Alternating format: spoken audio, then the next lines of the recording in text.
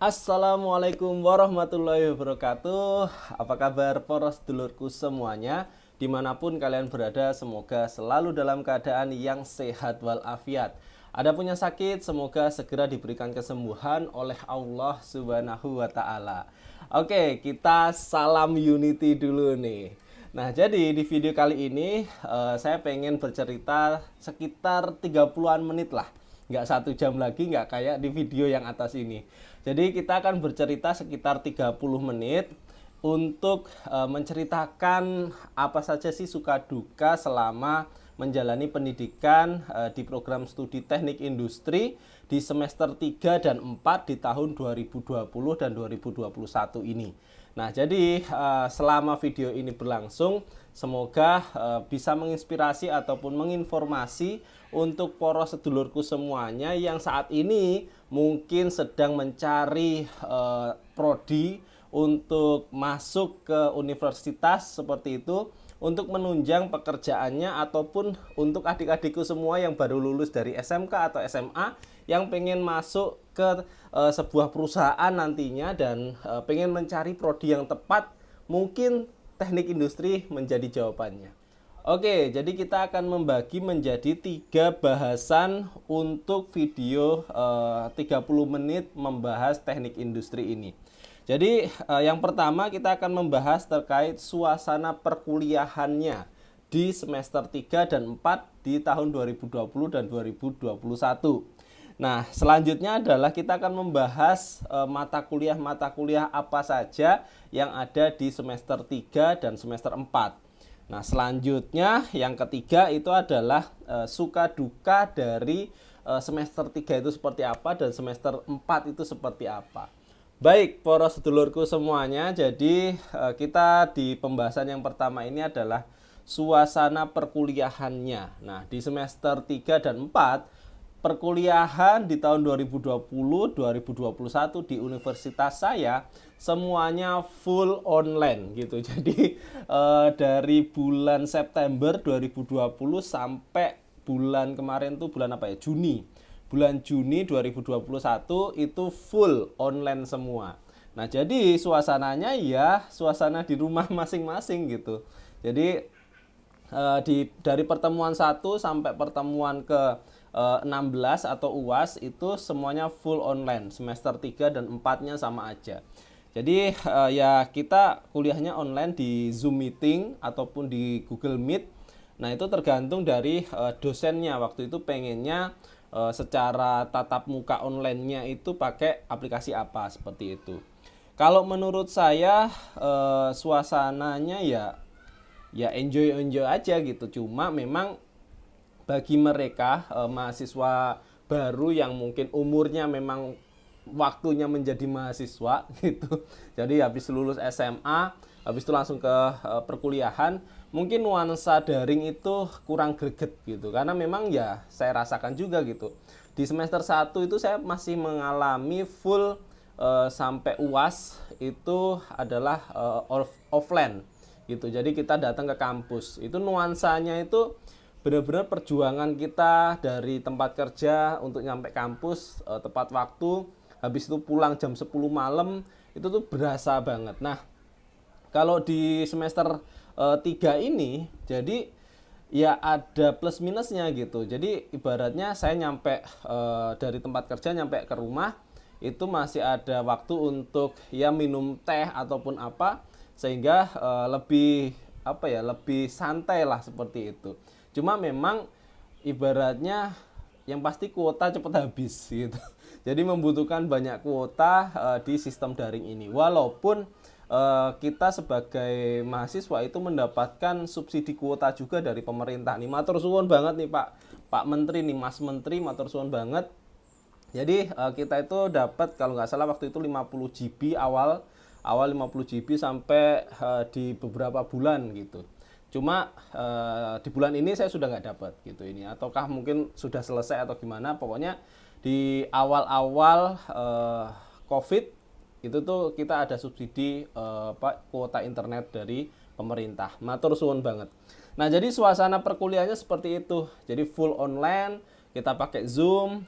Yang Zoom-nya itu ya seperlunya dosennya gitu. Ada yang dosen memang mata kuliahnya cukup banyak pembahasan, itu sampai 3 kali Zoom gitu, karena memang Zoom-nya itu memakai Zoom yang gratis gitu, jadi tidak yang berbayar gitu, sehingga ya 40 menit kita harus off dulu, ganti lagi keluar lagi, habis itu masuk lagi, seperti itu. Tapi ya enjoy aja lah gitu ininya. Memang kita harus fleksibel dalam setiap ibaratnya perubahan zaman.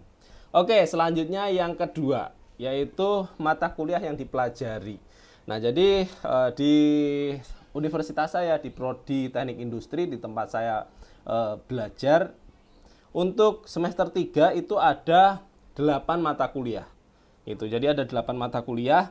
Yang pertama itu ada pemasaran industri, yang kedua ada analisis perancangan kerja, yang ketiga ada operasional riset, yang keempat ada probabilitas, yang kelima ada algoritma dan pemrograman komputer, yang keenam ada mekanika teknik, yang ketujuh ada psikologi industri, dan yang kedelapan ada analisis dan estimasi biaya. Nah, jadi oke, dari 8 mata kuliah ini, kalau nggak salah waktu itu ada 20 SKS gitu. Jadi dari 8 mata kuliah tersebut, total SKS-nya itu 20. Jadi ada yang 2 SKS, 1 matkul, ada yang 3 SKS. Nah, jadi sedikit pembahasan lah, kita kasih gambaran. Di semester 3 ini, itu sudah mulai mengerucut ke dalam ibaratnya keilmuannya teknik industri gitu. Salah satu contohnya itu kayak misalnya ada pemasaran industri. Nah, jadi di sini mata kuliah ini ibaratnya memberikan pengetahuan kita bagaimana kita menciptakan produk gitu. Jadi kita menganalisa produk ini ibaratnya apakah akan dibutuhkan oleh orang, dan kalaupun misalnya kita akan launching, nanti akan grow-nya itu bagaimana. Nah, itu adalah di pemasaran industri. Jadi kita mempelajari ibaratnya nanti bagaimana cara memasarkannya, marketnya itu bagaimana menganalisa gitu. Tapi memang hanya ya kulitnya saja, karena memang baru 1 semester gitu. Jadi dipelajari di 1 semester ini. Nah, yang kedua itu tadi analisis perancangan kerja. Ini kalau jadi ini enaknya kalau kerja habis itu kuliah. Jadi ibaratnya kayak kita itu belajar, tapi kita itu sebenarnya dalam keseharian itu sudah ibaratnya menjalaninya gitu. Jadi ini tuh ternyata keilmuannya yang saya lakukan setiap hari dalam pekerjaan. Jadi di analisis perancangan kerja ini itu tuh mempelajari bagaimana kita itu mempelajari gerakan gitu. Jadi kayak motion study, misalkan gerakan mengambil barang ataupun yang lainnya dalam sebuah stasiun kerja lah, kalau bilangnya di mata kuliah ini tuh stasiun kerja. Tapi kalau di tempat kerja yang sebenarnya itu biasanya disebut kayak LAN ataupun kayak tempat kerja di pos 1, pos 2 gitu. Nah, cuma kalau di mata kuliah ini disebutnya adalah stasiun kerja. Nah, jadi di analisis perancangan kerja ini itu tuh kita benar-benar diajarin dari awal kita membuat stasiun kerja tersebut, menganalisa apa yang dibutuhkan untuk membuat produknya di stasiun kerja tersebut, sampai produknya itu kita quality atau kita cek. Nah, sehingga kita bisa teruskan ke pos berikutnya. Nah, jadi di situ tuh dipelajarin bagaimana gerakannya yang ibaratnya terbaik, itu tuh kita analisa. Habis itu ada waktu tunggunya berapa saja. Setelah itu ada ibaratnya bagaimana hal-hal yang harus diimprove. Nah, itu dipelajarin di sini gitu. Nah, jadi memang analisis perancangan kerja ini kalau menurut saya ini ibaratnya sudah mulai masuk ke rentetan keilmuannya teknik industri, yang dimana yang pertama itu kan ada di semester 1 di video ini nih, yang 1 jam ini ada namanya mata kuliah pengantar teknik industri. Nah, jadi setelah pengantar teknik industri ini, turunannya atau next step-nya itu adalah analisis perancangan kerja gitu. Nah, di di Prodi Teknik Industri di tempat saya, di universitas saya, itu alhamdulillah di analisis perancangan kerja ini Pak dosennya itu membuat sebuah buku gitu. Jadi menulis buku, dan ini menjadi acuan kami dalam belajar, dan memang sangat ibaratnya untuk diimplementasikan di tempat kerja ini tuh benar-benar sesuai gitu. Nah, ini saya juga ibaratnya ketika sampai di tempat kerja saya itu juga masih saya pakai. Ini bisa diimprove nih. Nah, ini pedomannya dari buku ini. Nah, ini buku ini mungkin bisa dipesan juga gitu. Nah, ini jadi untuk adik-adik yang mau kuliah di teknik industri dimanapun kalian berada, pasti nanti akan mempelajari apa itu yang namanya analisis perancangan kerja. Nah, bukunya seperti ini kalau di program studi saya di Universitas Buana Perjuangan Karawang. Jadi bisa mungkin di konteks saja pasti Pak dosen saya itu akan mencetak kembali buku ini. Mungkin ada revisi kedua ataupun mungkin masih dengan buku yang sama, karena saya rasa buku ini memang top banget. Oke. Nah, ini nggak sambil jualan buku ya, tapi memang ya itu yang buku yang saya pakai. Selanjutnya adalah operasional riset. Nah, jadi operasional riset ini sangat penting juga di dalam keilmuan teknik industri. Saat kita nanti sudah bekerja, kita itu bisa menganalisa atau bisa membuat riset-riset apa saja yang terbaik untuk perusahaan tersebut gitu. Nah, salah satu contohnya itu adalah bagaimana caranya kita mengatur antrian atau mengatur ibaratnya tag time-nya gitu. Jadi di operational reset ini kita mempelajari berbagai macam metode-metode yang bisa untuk bekerja di produksi gitu. Jadi operational reset, cuma memang nilai saya di operational reset ini nggak bagus-bagus banget gitu. Jadi cukup banyak hal-hal yang harus saya dalamin lagi terkait operasional riset ini. Tapi saya rasa ini sangat dibutuhkan sekali ketika kita bekerja di industri. Karena memang di sini bagaimana caranya kita mengatur loading, bagaimana loading itu adalah loading pekerjaan ya. Jadi misalkan kita punya sebuah sebuah gudang gitu, bagaimana caranya in-nya, out-nya gitu. Kalau di tempat saya namanya itu FIFO. Di tempat kerja saya, jadi first in first out gitu, satu masuk satu keluar. Nah, ini ada di operasional riset ini. Selanjutnya adalah probabilitas. Nah, jadi probabilitas ini turunan ibaratnya jalurnya dari matematika ya. Jadi cuma ini memang sangat ibaratnya ini sudah mulai masuk ke dalam intinya teknik industri gitu loh. Jadi probabilitas ini kenapa dipelajarin? Ini agar kita itu bisa mencoba mencari mana hal yang paling pas gitu. Jadi ketika kita akan melangkah, kita itu akan tahu, oh kemungkinan yang terjadi itu untuk gagal adalah sekian persen, kemungkinan terjadi untuk sukses adalah sekian persen. Jadi probabilitasnya itu bisa kita hitung, habis itu bisa kita tentukan seperti itu. Terus juga algoritma dan pemrograman komputer. Nah, jadi algoritma dan pemrograman komputer ini buat apa sih gitu. Jadi kita teknik industri ngapain belajar algoritma dan pemrograman komputer? Jangan salah ya. Jadi algoritma dan pemrograman komputer ini saat ini di industri itu tuh sudah mulai masuk ke ibaratnya seluruh struktur industri gitu. Jadi seluruh line, seluruh item improvement itu tuh bisa dengan program komputer ini. Jadi kita belajar di sini itu terkait dengan, kalau kemarin yang saya pelajarin adalah terkait dengan bahasa C dan bahasa Python gitu. Jadi kita memakai waktu itu adalah Visual Studio Code. Nah, terus juga di situ kita install Python-nya. Nah, jadi di analisis program algoritma dan pemrograman komputer ini kita di situ mempelajari bagaimana kita membuat flowchart gitu. Jadi flowchart sebuah sebuah runtutan. Nah, sehingga dari awal kita masuk sampai nanti kita keluar itu tuh bagaimana flow-nya. Nah, selanjutnya dari flow itu kita tuangkan ke sebuah program. Jadi kita tulis di situ program-programnya dan bisa menjadi sebuah produk seperti itu. Nah, di sini juga kemarin di algoritma dan pemrograman komputer itu saya ada tugas waktu itu adalah tugas untuk UAS gitu. Jadi tugas akhir untuk mata kuliah ini. Nah, waktu itu tugasnya adalah membuat sebuah website untuk memperkenalkan ataupun menjual produk kita. Nah, waktu itu di kelompok saya, jadi saya bertiga, itu kita membuat sebuah website untuk produk makanan dan minuman seperti itu. Jadi algoritma dan pemrograman komputer ini itu tuh benar-benar ibaratnya walaupun kita hanya belajar kulitnya, tapi kita tahu oh dengan metode ini kita itu bisa membuat sebuah untuk pemasaran dan lain sebagainya. Jadi intinya dari seluruh mata kuliah itu akan menjadi output untuk teknik industri.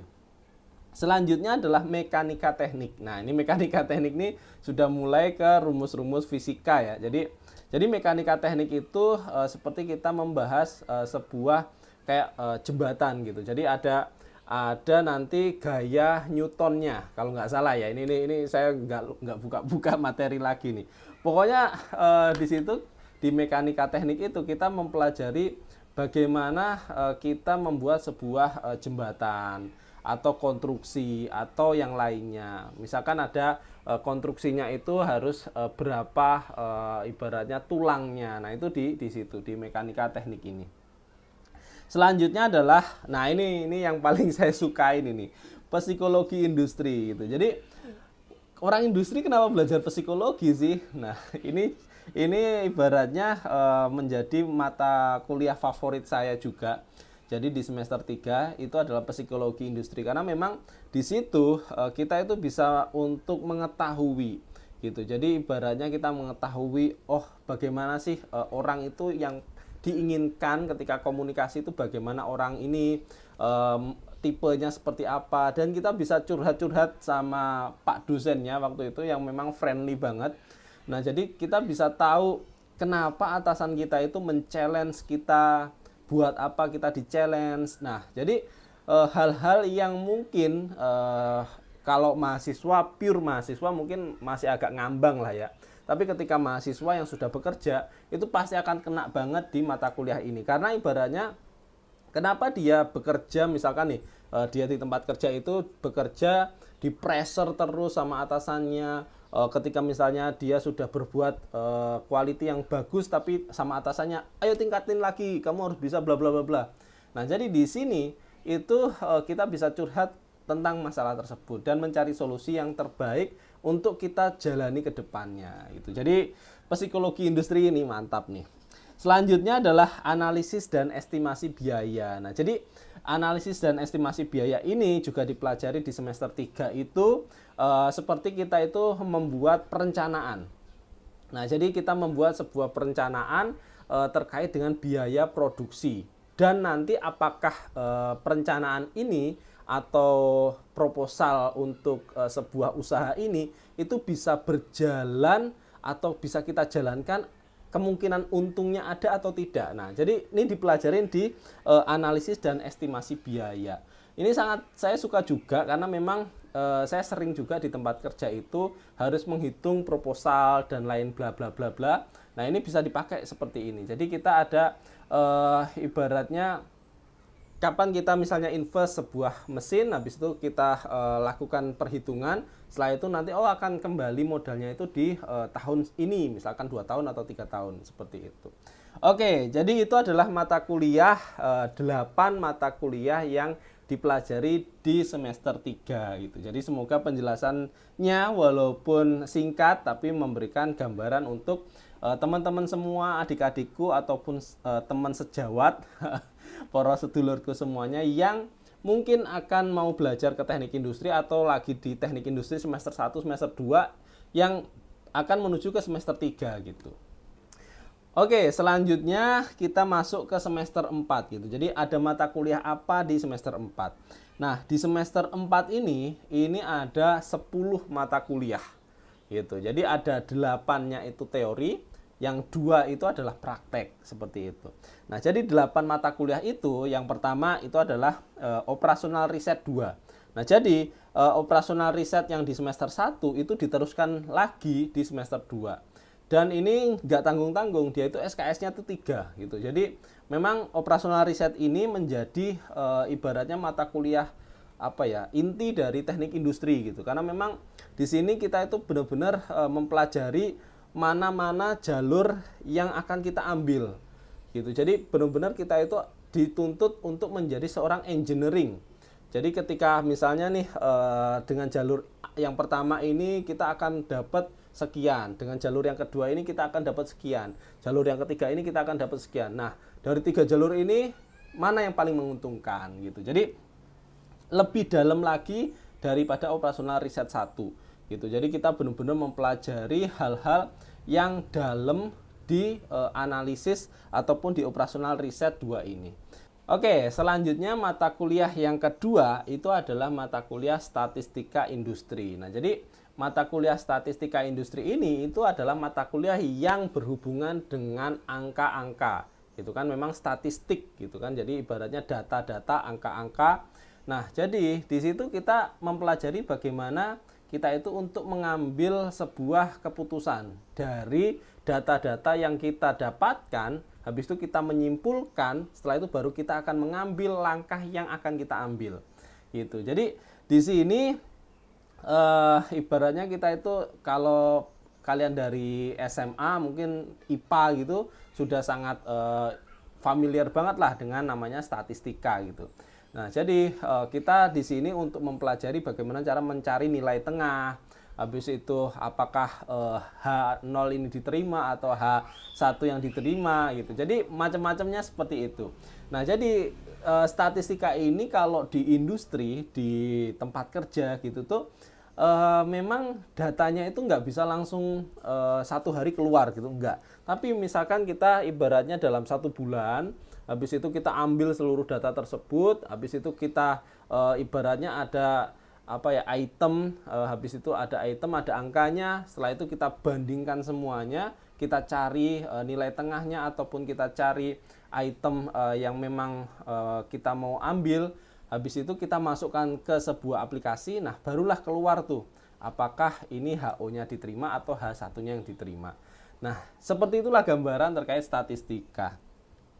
Statistika ini sangat penting untuk di perusahaan gitu. Jadi pelajarilah dengan detail agar kalian itu menjadi orang yang dipercaya untuk membuat sebuah apa ya ibaratnya analisis, habis itu memberikan kesimpulan kepada perusahaanmu, setelah itu bisa memberikan gambaran kemana langkah yang akan diambil. Karena ini untuk menyelesaikan sebuah problem sih sebenarnya statistika ini. Selanjutnya adalah praktikum statistika industri. Nah, jadi kalau tadi kan ada dua mata kuliah praktek gitu kan. Salah satunya ini adalah praktikum statistika industri. Jadi kita belajar menggunakan sebuah aplikasi yang bernama SPSS. Nah, gitu. Jadi SPSS pernah juga saya bahas di sini nih. Di linknya ada di sini. Nah, jadi di situ ya itu tadi kita mencari nilai tengah, habis itu kita mencari ibaratnya apa ya? ANOVA 1, ANOVA 2 dan lain sebagainya gitu. Oke, jadi seperti itulah. Jadi gambarannya seperti itu untuk praktikum statistika industri. Selanjutnya adalah matematika optimasi. Nah, ini matematika ini masih terus dipelajarin sampai semester 4 karena memang kita agar tetap apa ya ibaratnya itu kenceng tuh pemikirannya gitu. Jadi maksudnya kenceng pemikirannya itu adalah terkait angka-angka itu tuh kita kuat seperti itu.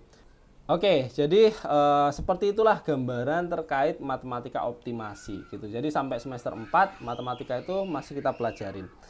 Oke, selanjutnya kita akan masuk ke mata kuliah yang ini adalah lanjutan dari mata kuliah analisis perancangan kerja, yaitu mata kuliah ergonomi. Nah, jadi mata kuliah ergonomi ini adalah menjadi salah satu juga mata kuliah inti di teknik industri.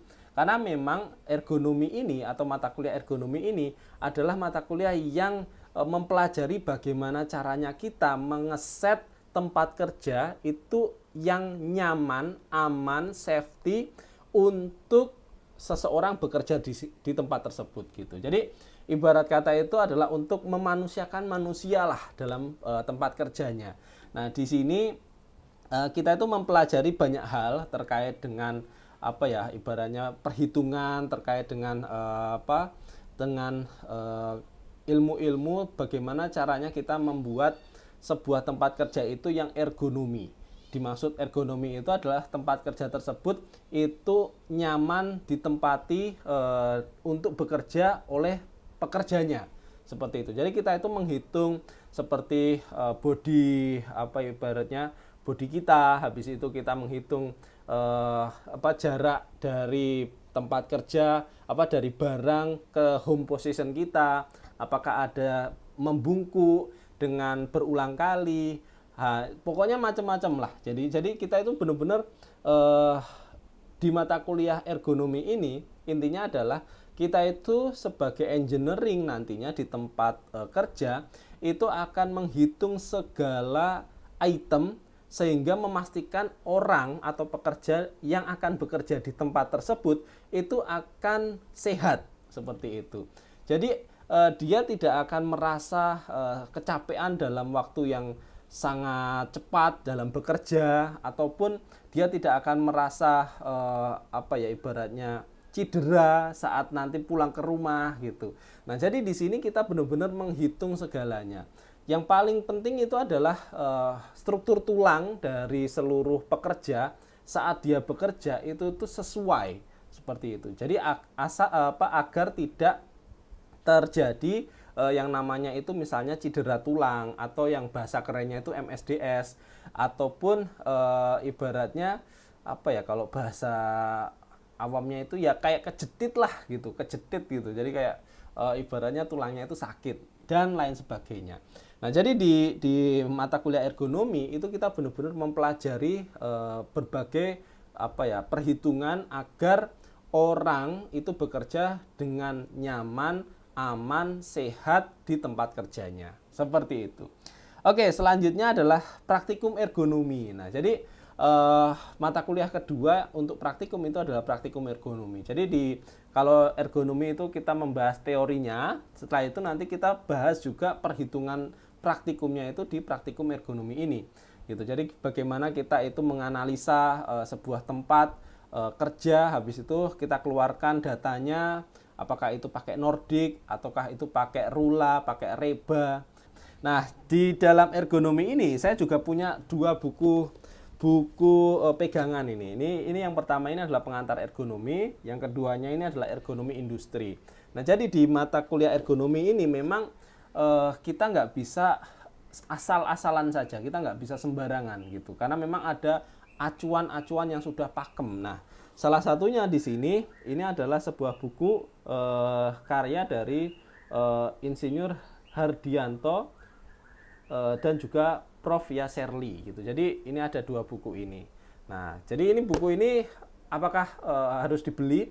Kalau menurut saya, kalau kalian memang nanti kedepannya ingin menjadi seorang engineering di tempat kerja di sebuah perusahaan, atau bahkan pengen bikin perusahaan sendiri, membeli buku ergonomi ini nggak ada salahnya seperti itu.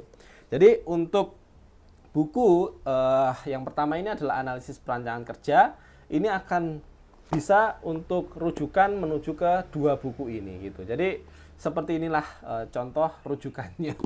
Oke, selanjutnya nanti dikira jualan buku lagi.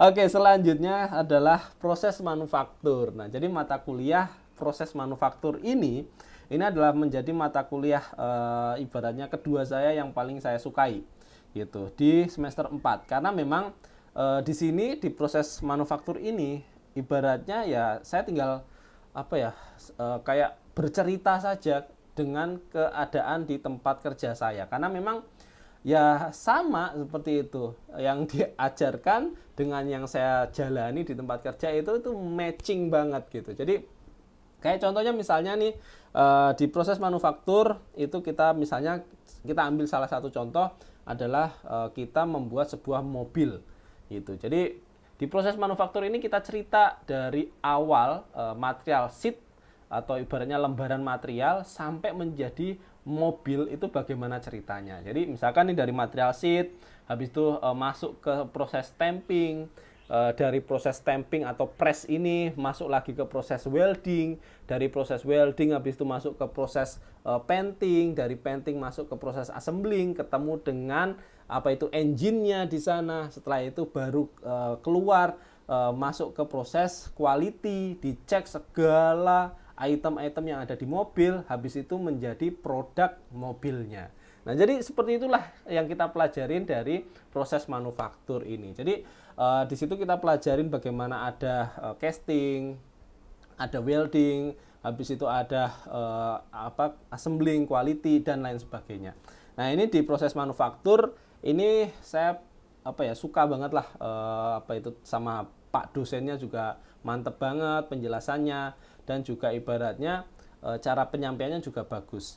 Oke, selanjutnya itu adalah mata kuliah mekatronika dan otomasi.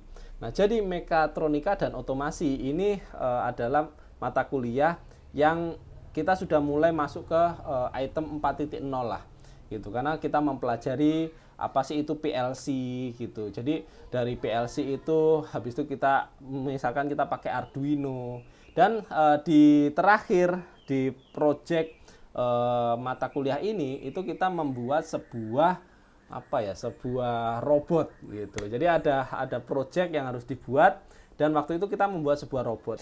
Oke, selanjutnya adalah keselamatan dan kesehatan kerja atau K3.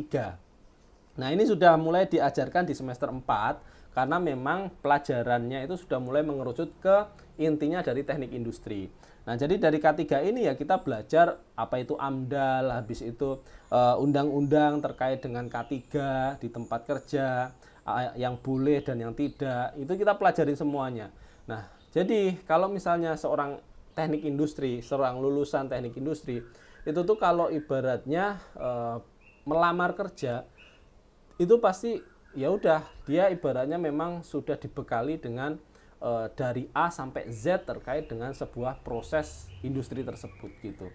Jadi dia bukan seorang yang ahli di bidang mesin, dia bukan seorang yang ahli di bidang IT, dia bukan seorang yang ahli di bidang ibaratnya material gitu, tapi dia adalah orang yang ahli di bidang merencanakan agar semua item tersebut berjalan dengan lancar gitu. Jadi itulah memang di teknik industri. Selanjutnya mata kuliah terakhir ini adalah mata kuliah ekonomi teknik. Nah, jadi mata kuliah ekonomi teknik ini adalah lanjutan dari mata kuliah analisis dan estimasi biaya.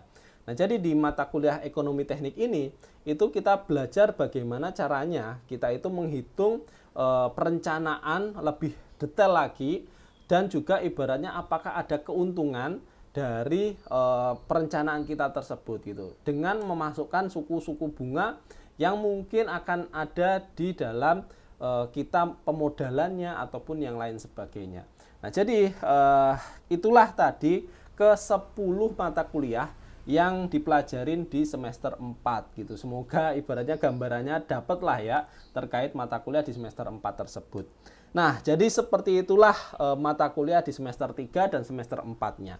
Selanjutnya suka duka dari semester 3 dan 4 itu tuh apa sih? Jadi suka dukanya gitu. Yang pasti dukanya dulu aja ya. Jadi dukanya adalah ya kita menjalani semester 3 dan 4 ini secara full online. Itu tuh ya ibaratnya menjadi salah satu duka lah. Yang keduanya karena full online, jadi ibaratnya interaksi dengan seluruh mahasiswa ataupun satu kelas ataupun apa itu tuh nggak intens gitu. Jadi ibaratnya nggak bertemu tatap muka secara langsung. Jadi getaran persatuan itu tuh ibaratnya kurang dapat lah seperti itu. Nah, jadi itu salah satu dukanya. Dukanya yang kedua ya pasti ibaratnya kebutuhan terkait dengan kuota internet itu cukup tinggi sekali. Selanjutnya adalah selain kuota internet ya pasti perangkatnya, laptopnya, listriknya, bla bla bla. Itu kalau mau ke arah situ ya, itu tinggi semua, kosnya tinggi lah. Dukanya itu kosnya tinggi. Dan yang ketiga itu adalah ya kita sebagai mahasiswa itu kurang bisa untuk berkreatif lah. Maksudnya itu adalah berkreatif dalam arti ibaratnya di tempat kampus kita gitu, berkreasi lah seperti itu. Jadi kurang bisa untuk leluasa karena memang ya kita online seperti ini itu tuh ya kurang leluasa aja gitu ininya. Nah, itu adalah dukanya. Nah, sukanya itu ini jadi kontraproduktif lah jadi sama yang dukanya. Kalau menurut saya sendiri, saya sebagai pekerja yang sekaligus sedang menjalani pendidikan, pendidikan secara online itu tuh memang sangat membantu sekali gitu. Jadi sangat membantu sekali dalam arti ya ketika saya pulang kerja itu kan pasti capek banget lah ya. Pulang kerja itu pasti capek. Ya kita nyampe rumah, habis itu kita bersih-bersih, buka laptop, ya udah kita ibaratnya sudah masuk di dalam kelas gitu. Jadi salah satu kemudahan yang kita dapatin di kelas online gitu. Jadi ibaratnya nyampe kerja itu tuh oke, saya sudah sampai rumah gitu ini. Itu salah satu sukanya. Yang suka yang kedua itu ibaratnya ya karena online gitu ya pasti apa ya ketika kita belum siap gitu, belum siap nih, belum siap presentasi atau belum siap apa gitu kan. Ya ini nakal sih, ini nakal. Ya ibaratnya kita bilang, "Oh Pak, mohon maaf Pak, Pak internet saya lost connection." Gitu. Itu tuh sering banget gitu. Itu sering banget dilakuin oleh teman-teman gitu. Jadi lost connection Pak, apa ibaratnya, oh, internet saya apa itu susah Pak di tempat saya atau lagi hujan bla bla bla gitu. Nah, jadi sebagai dosen pun juga ya mau gimana gitu kan, ibaratnya informasi dia seperti itu. Lost connection lah bla bla bla lah. Nah, itu bisa dibilang suka atau gimana itu. Nah, pokoknya seperti itulah. Jadi di semester 3 dan 4 ini ibaratnya memang ini kita sudah masuk ke kesimpulan aja ya. Jadi di semester 3 dan 4 ini memang secara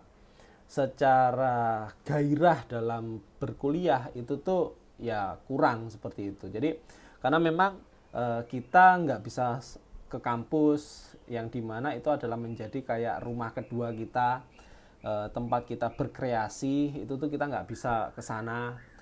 Kita ya berada di rumah kita, nuansa perkuliahannya itu yang nggak ada gitu. Ya ibaratnya ya Zoom meeting saja gitu ininya. Itu salah satu yang ibaratnya apa ya kesimpulannya tuh di sana.